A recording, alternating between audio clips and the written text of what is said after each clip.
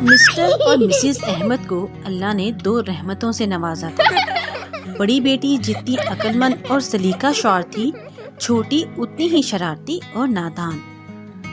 ہیرا سارا دن اپنی شرارتوں سے پورے گھر کو سر پر اٹھائے پھرتی تھی۔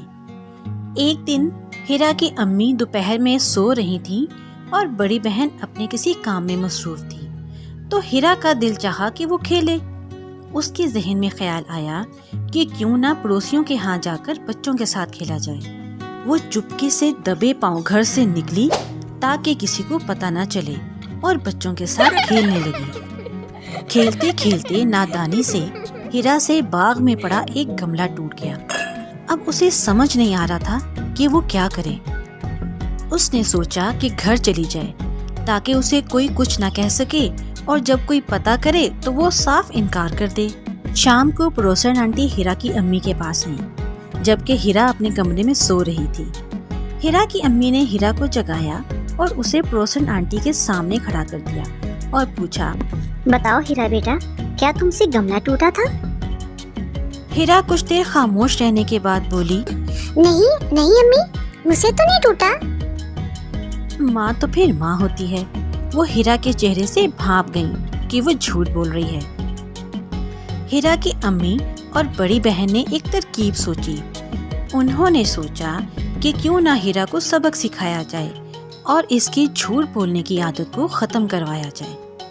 ہوا کچھ یوں کہ جب ہیرا رات کو سونے کے لیے چلی گئی تو اس کی امی اور بڑی بہن نے مارکر سے اس کے چہرے پر دانے نما نشان بنا دیے۔ صبح جب ہیرا اسکول جانے کے لیے اٹھی، جیسے ہی اس نے آئینے میں اپنی شکل دیکھی تو وہ ایک دم ڈر گئی اور رونا شروع کر دیا اور اپنی امی کو آوازیں دی، امی امی۔ ہیرا کی امی اس کے پاس آئیں اور پوچھا، کیا ہوا ہیرا؟ ہیرا اپنے منہ سے ایک لفظ نہ بول پائی اور اس نے اپنے چہرے کی طرف اشارہ کر دیا۔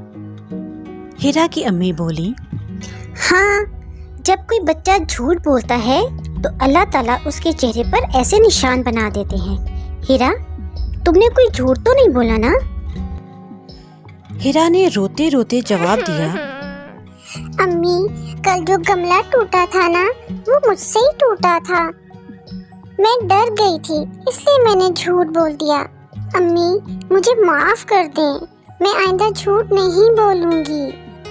ہیرا کی امی نے ہیرا کو پیار کیا اور اس کا منہ دھلوا دیا تو وہ صاف ہو گیا، اور ہیرا سے کہا، دیکھا، سچ بولنے سے سب ٹھیک ہو گیا۔